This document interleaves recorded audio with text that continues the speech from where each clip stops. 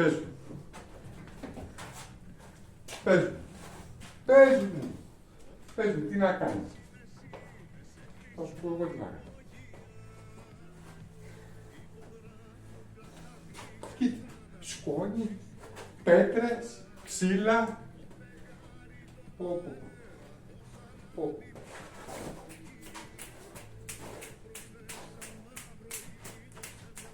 Α, τι είναι αυτό. 2 ευρώ. Κορώνα.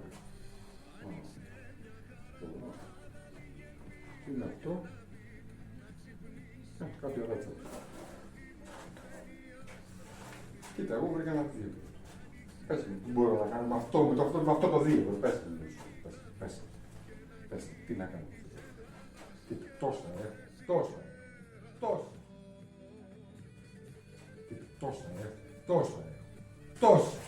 Με τόσα, τι μπορώ να κάνω. Α, έχω άλλο ένα. Θέλεις να βρω ένα άλλο, πες να είναι άλλο 2, 3, 4. Τι να κάνω με 8 ευρώ. Με 8 ευρώ πες μου τι να κάνω, με το τίποτα. Τι να κάνω. Κοίτα εδώ, σαν τους αρχαίους το βάλανε στα μάτια μου. Παναγία μου. Τι να κάνω. Άμα αυτό το ευρώ πέσει τώρα εγώ, εντάξει, το δώσω.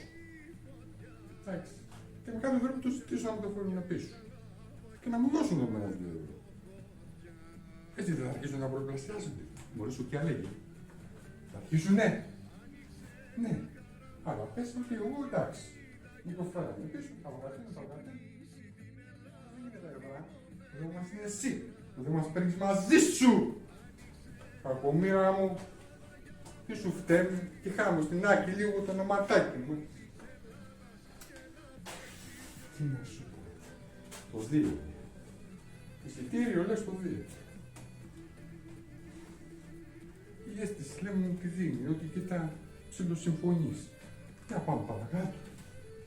Ωραία. Φτάνουμε σε ένα νησουπιά και τώρα πρέπει λέμε ο άλλος να σε βάλω μαζί σου. Πώς θα σε βάλω. Το 2 ευρώ εντάξει, τον εφέραμε. Για λέγε τώρα, εδώ είναι το μπέρδεμα. Το μπέρδεμα είναι εξής. Εντάξει. Εγώ για να σε βάλω, σε δίνω εγώ και με 5. Ο άλλος που είναι έξω και πρέπει να έρθει μέσα, να σε δει, πώς θα τον πάρεις μαζί σου. Μπορμπόλια. Για λέγει.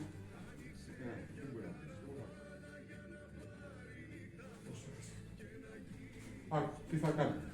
Το εξής. Θα σε βάλουμε απέναντι και θα του στήσουμε απλά, ωραία, να μας πει τη γνώμη του. Και πόσα λεφτά θα δούμε για να... έτσι να έχουμε ένα δείγμα. Ένα δείγμα. Εντάξει. Αλλά πες